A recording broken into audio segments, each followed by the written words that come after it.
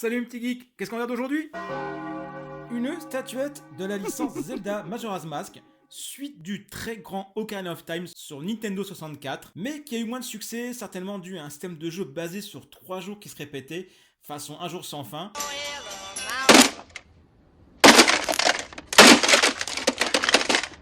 L'histoire était un peu plus lugubre, hein. On se serait cru dans un cauchemar de Link. Beaucoup pensaient à l'époque que nous avions le même principe que Link Awakening par rapport à Link to the Past. En gros, que cette aventure était un rêve en fait.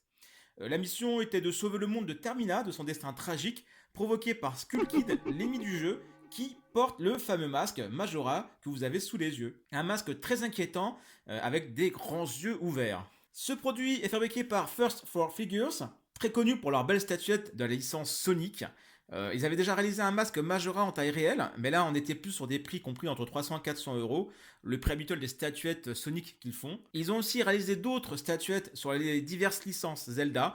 Les prochaines à venir seront celles de Breath of the Wild avec Zelda, Link, ainsi que Midona de Twilight Princess. Cette statuette, elle a pour référence la TF 011 02mm.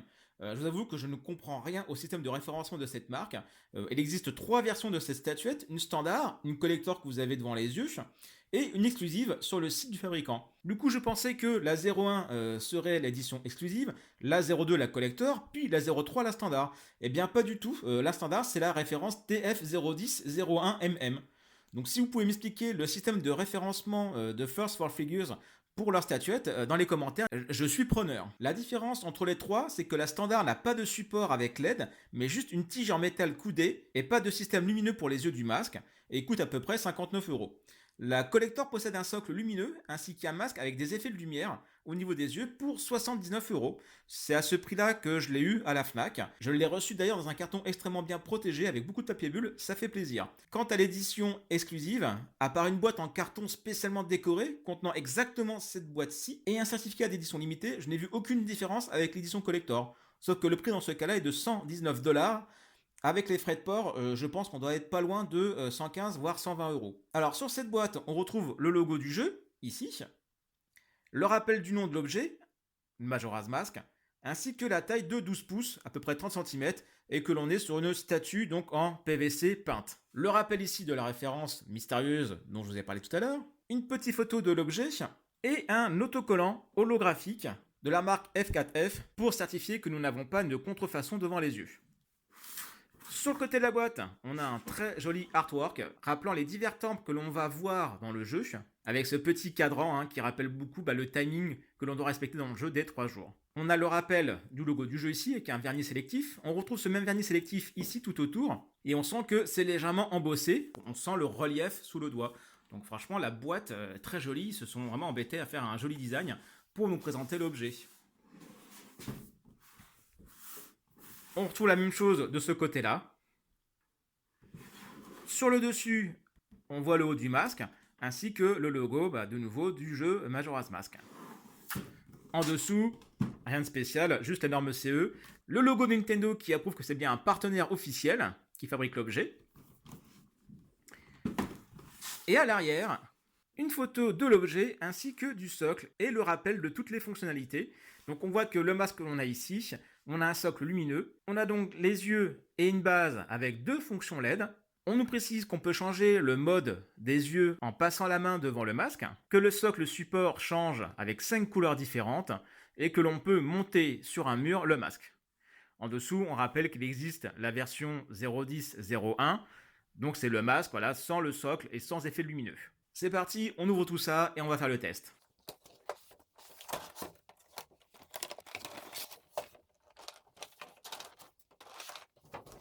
À l'intérieur de la boîte, on voit ce magnifique artwork à l'arrière avec beaucoup de personnages que l'on rencontre dans le jeu, les différentes transformations. C'est franchement très très très beau. Ça donne presque envie de l'exposer en sortant le carton d'ici pour mettre le socle et le masque juste devant. D'ailleurs, je pense que c'est largement faisable de pouvoir s'enlever ça. Ça nous fait un petit diorama pour présenter. Et ce petit diorama, vous le connaissez certainement déjà. En fait, c'est la pochette du jeu Majora's Mask sur 3DS. Sauf qu'il manque Link au centre. Dans le carton, on a ceci. Écoutez, vous voyez, comme je vous le disais, on peut faire un diorama avec le carton qui est à l'intérieur. Voilà, donc il suffit de couper sur les bords pour avoir son diorama au fond. À l'intérieur, on nous montre les différentes fonctions. Alors les autres statuettes Zelda qui sont produites par First for Figure sont présentées ici justement. Donc, je vous en parlais tout à l'heure. Donc on a Zelda, Link et puis Midona. Vous avez aussi à l'arrière un petit code. Voilà, alors je vous le cache évidemment, hein, bande de petits malotrus. Donc là vous avez 500 points. Donc j'imagine qu'il y a une sorte de récompense. Plus vous avez de points, plus vous pouvez choisir votre récompense sur le site de First for Figures. Donc j'avoue que je ne sais pas à quoi correspond 500 points. Est-ce que c'est beaucoup, est-ce que c'est pas beaucoup? Voilà. À vous d'aller voir sur le site en lui-même. On a ensuite le petit logo Nintendo, toujours avec le sceau pour approuver que c'est un produit officiel, et puis donc le logo de Zelda Majora's Mask. Notre belle statue PVC est bien protégée dans un plastique dont la face avant et arrière s'emboîtent pour vraiment empêcher tout mouvement au sein de la boîte de l'objet. Donc pour les transports, c'est super safe. Et c'est vraiment bien enfoncé, hein. Et voici notre masque et notre socle déballés enfin. On peut voir le socle en détail. Donc ici, on remarque de très jolis designs qui rappellent Majora's Mask. Voilà, avec la lune ici. Devant, pareil. En dessous, on a petite sérigraphie. Donc là, on a le nom de l'entreprise, hein, First for Figures, le Majora's Mask, le logo Zelda Majora's Mask, comme dans le jeu vidéo. On remarque ici un bouton off, position 1, position 2 pour les différents modes. On a ici un emplacement pour piles, donc là c'est vide, hein. Ouais, ils nous ont pas offert de piles malheureusement. Dedans vous mettez une grosse pile et le truc qui est sympa c'est que vous pouvez mettre une pile qui se recharge. Voilà, le socle est prévu pour recharger votre pile. Donc ça c'est cool, hein, c'est si vous voulez le faire fonctionner sans batterie extérieure, sans le brancher sur secteur non plus. Voilà, mais bon, il faudra acheter la pile à part. Le masque est sur le même principe avec 3 piles boutons. Donc là, c'est pas fourni avec. Alors, je n'ai pas ouvert le socle, hein, je vais pas vous le cacher, mais à mon avis, s'ils n'ont pas fourni la pile qui va là, ils vous auront pas fourni les piles boutons, ça c'est certain, hein. Voilà. Après, peut-être que j'ai une bêtise et je me taperai la honte, hein. Bref, voilà. Donc là, le socle donc s'illumine de son côté. Ce qui est sympa, c'est que dans la tige ici, vous avez de quoi recharger le masque. Donc les piles boutons qui sont dans le masque se rechargent ici. Et ça, c'est cool. Ça évite d'avoir rechargé le socle et le masque indépendamment. On peut recharger les deux en même temps. Donc ça, c'est cool. Petit aparté post-vidéo sur les piles. Pour le socle, il vous faudra une batterie Lion 18500 et pour le masque, 3 piles boutons AG13 ou LR44. Concernant les piles boutons rechargeables, j'en avais trouvé que sur des sites chinois, et bien que je viens de dire le contraire dans la vidéo, je ne suis finalement pas sûr du fait que le socle les recharge une fois le masque posé dessus. Je crois que si vous voulez utiliser des piles pour son fonctionnement, soit vous mettez qu'une batterie dans le socle et rien dans le masque, et si vous voulez utiliser le masque seul monté sur un mur, mettez des piles rechargeables ou non selon la praticité. Par contre, au cas où, je vous déconseille fortement de mettre des piles boutons non rechargeables quand vous posez le masque sur le socle, parce que si jamais le socle recharge bien le masque, les piles boutons risquent de sauter vu qu'elles ne sont pas prévues pour être chargées. Et l'autre effet sympa, c'est que vous allez voir normalement, je ne dis pas de bêtises, c'est si on illumine le socle, on illumine le masque aussi. Donc ça va être intéressant pour moi qui vais l'utiliser sur une prise intelligente. Oui, je suis chiant avec ça, mais c'est ma petite lubie. Moi, j'adore rentrer dans ma pièce geek et dire à Alexa ou à Google de m'allumer ma pièce et d'avoir toutes mes petits luminaires et statues geek avec des LED qui s'illuminent toutes seules du premier coup. Voilà, ça c'est cool. Ce qui m'inquiète plus, c'est les différents modes, voir quel mode s'enclenche en fonction de quand on éteint et qu'on allume. Bref, hop, voici pour le socle. Très bel effet. Alors juste oublié de vous dire que voilà, il y a un effet ici, il y a du relief hein, que l'on sent sous le doigt entre la plaque noire et ici le socle de LED. Donc je pense tout simplement que vous avez un socle blanc sur lequel ils ont collé ces petites plaques noires. Au niveau du masque, moi j'ai eu une très belle surprise. Déjà, on est sur une très belle taille. Moi je m'attendais à un objet beaucoup plus petit que ça, voilà, gros comme ma main et pas plus. Là, je peux mettre mes deux mains de chaque côté. On a vraiment un masque d'une très belle taille. On a un vernis sélectif. Sur les yeux, sur les petits picots, on a un vernis très brillant. Et sur le masque en lui-même, sur les autres parties, on a un vernis qui est beaucoup plus mat. Et l'effet est magnifique, hein. On a vraiment l'impression d'avoir un effet de masque en bois. C'est vraiment top. Vous voyez, il y a des effets, des petits défauts, hein, comme si le bois avait pris des coups dessus. Vraiment superbe, hein. Voilà. Et on retrouve la même chose derrière. On le verra pas forcément, mais derrière, ils ont comme fait l'effort de faire un effet, vous voyez, comme si le masque était en bois abîmé. Bon, c'est un peu étrange parce qu'ici, on voit vraiment que c'est moderne, hein, mais au moins, l'effort est là et c'est signe de qualité, je trouve. Ici, on voit justement le petit effet pour pouvoir le mettre contre un mur. Donc, vous mettez une vis voilà, dans votre mur, une vis qui tient bien surtout, hein, parce qu'il y a un peu de poids quand même, léger, hein, je ne vais pas vous dire que ça fait 1 kg non plus, hein, mais il y a un petit peu de poids, donc faites attention, assurez bien votre vis, hein, voilà. Et après, vous glissez la vis ici, hop, c'est enclenché sur votre mur. Vous pouvez allumer votre masque. Ici, vous avez le bouton on-off. Par contre, si vous mettez sur le mur, voilà, pensez bien qu'il faudra eh bien, que ça s'illumine. Alors le truc un peu embêtant, c'est que ici, ils ont juste prévu le fait de mettre des piles rechargeables boutons. Alors soit vous mettez des piles normales, soit des piles boutons rechargeables. Voilà, alors sachant que les piles boutons, bah, ça dure pas longtemps non plus, hein. Et du coup, il va falloir enlever et remettre le masque. La petite astuce, je pense, ça sera de mettre un fil avec pareil, une prise intelligente, mais le fil va se voir. Donc c'est un peu embêtant. Je pense que le disposer sur un mur, c'est pas forcément génial, hein. C'est pas forcément la meilleure des idées, hein. Le mieux étant sur son socle, hein. Et justement au niveau du socle, donc on voit que la tige ici est légèrement penchée. Faites attention quand vous mettez le masque, ne faites pas comme moi quand j'ai voulu essayer tout à l'heure. Il y a un angle à respecter. Alors il y a un détrompeur ici, hein, justement, hein, pour pas se tromper, voilà, pour bien mettre le masque droit, qui ne bouge plus une fois qu'il est sur la tige, qui ne tourne pas sur son axe. Donc ça c'est intelligent aussi. Quoique certains auraient peut-être aimé que ça bouge, hein, malheureusement. Mais moi, je trouve que c'est mieux comme ça. Comme ça, on garde un équilibre, surtout parce que le masque voilà, a un peu de poids. Et si vous le faites tourner, il risque de rompre l'équilibre et de tomber. Donc c'est assez intelligent de la part de First for Figure. C'est encore un signe de qualité, je trouve, hein. Donc bref, voilà, il y a un léger angle à mettre pour faire rentrer la tige correctement. Moi, j'ai failli forcer comme un bourrin, pensant qu'il y avait une résistance. En fait, pas du tout. Ça rentre tout seul.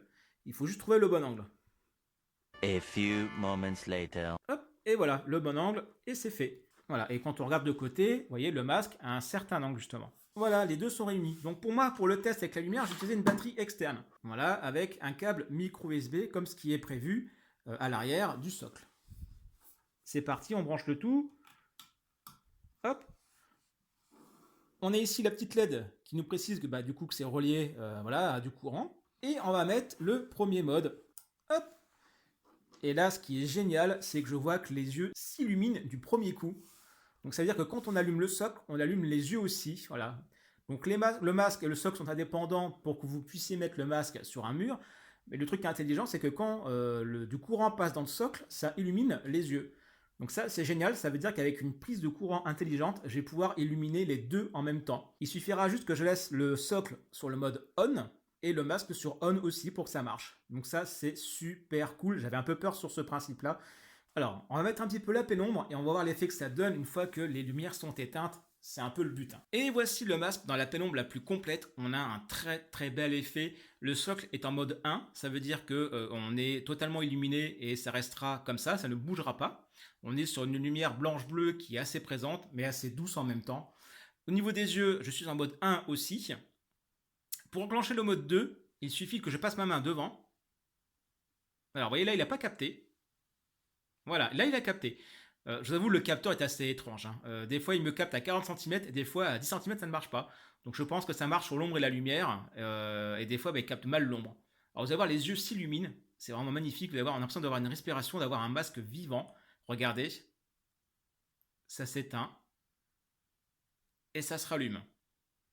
Alors le mode du socle et le mode du masque s'enclenchent l'un indépendamment de l'autre. Ce qui fait qu'on peut très bien avoir le mode 1 sur le masque et le mode 2 sur la base et vice versa. Alors par rapport au capteur du socle, comme je disais, c'est un peu compliqué, donc je pense que ça capte au niveau de l'ombre et lumière.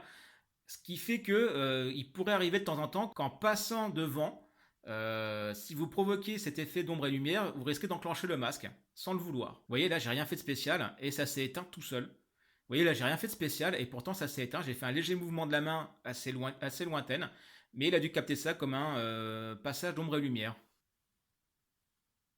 Voilà, et là ça remarche.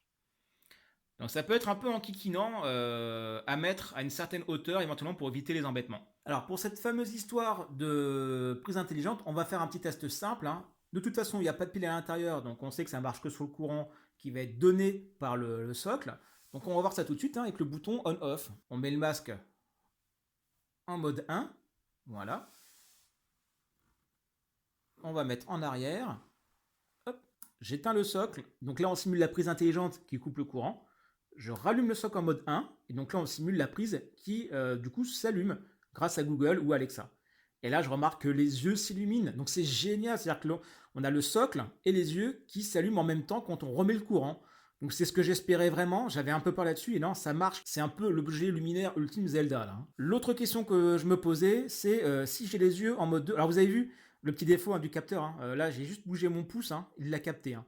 C'est un peu embêtant des fois. Pourtant, j'ai relevé le masque, hein, pour éviter qu'il y ait un effet d'ombre et lumière, mais il l'a capté quand même, hein. Donc l'autre question que je me posais, c'est si je suis en mode 2 pour le masque, est-ce qu'en éteignant et en rallumant, je retourne sur le mode 2 ou le mode 1? Donc là, je suis en mode 2. Voilà, on a vu les yeux respirer, du coup. Donc là, j'éteins. Je rallume. Et là, on est en mode 1 pour les yeux. Donc du coup, le mode 2, du coup, le masque n'a pas de mémoire.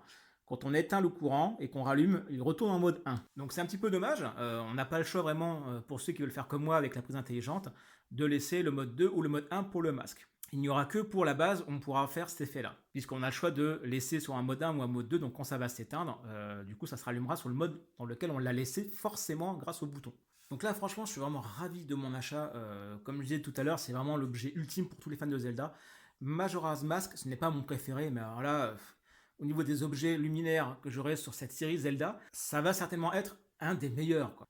Le côté lumineux, il est juste excellent et vraiment bien maîtrisé. C'est vraiment l'objet qu'on attend, avec les effets que l'on attend. Faire sur figure, vraiment bravo, hein. Voilà, bah écoutez, moi je suis vraiment très heureux de mon achat. Le masque version collector, donc avec le socle lumineux et les yeux qui s'allument, on est à 80 euros, 79 euros en vérité, hein. Sincèrement, par rapport à la version classique, qui n'a aucun effet de lumière, qui est à 59 euros, ça vaut pas le coup, hein. Prenez cette version-là, mettez un tout petit peu plus de sous et prenez cette version-là. La différence de prix est assez minime par rapport au gain que l'on a avec tous ces effets lumineux, hein. Voilà, après, si je dois émettre quelques critiques, une vraie critique légitime, ça serait surtout le capteur qui agit de manière assez capricieuse, voire étrange. Ensuite, ce sont quelques petits défauts voilà, inhérents un peu à mes lubies, notamment le fait que le masque n'ait pas de mémoire. Donc, si la prise s'éteint et que je la rallume, on est en mode 1 et plus en mode 2 au niveau des yeux, ce qui est dommage. Je devrais réenclencher moi-même le mode 2. Au niveau du socle, c'est aussi dommage qu'on ne puisse pas choisir la couleur du mode 1, ça aurait été cool, parce qu'en mode 1, on a une espèce de blanc-bleu assez fort, et en mode 2, on a des couleurs qui changent. Donc c'est en gros, on peut avoir du vert, du rouge, du bleu, du jaune et le blanc. C'est dommage de ne pas pouvoir choisir en mode 1 sur quelle couleur on voudrait rester. Voilà, ça aurait été cool. Et puis, allez, une autre dernière critique. Dommage aussi de ne pas pouvoir synchroniser l'extinction des yeux avec le changement de couleur de la base. Voilà, ça aurait été cool d'avoir le choix d'avoir quelque chose de synchrone au niveau des yeux qui s'éteignent et le changement de couleur, ou asynchrone, c'est-à-dire que les yeux qui s'éteignent de manière aléatoire par rapport à la base. Ça aurait été sympa d'avoir le choix. Mais franchement, c'est du pinaillage. Rien que ce que l'on a ici, pour 79 euros, c'est vraiment super cool. Ça vaut le coup, foncez dessus. Moi, en attendant, je vais vous laisser sur une petite vidéo et de la musique pour vous mettre la statuette dans la pénombre avec l'effet numéro 2 où la lumière est changeante. Et sur ce, moi, je vous dis à très bientôt et abonnez-vous pour d'autres objets geeks.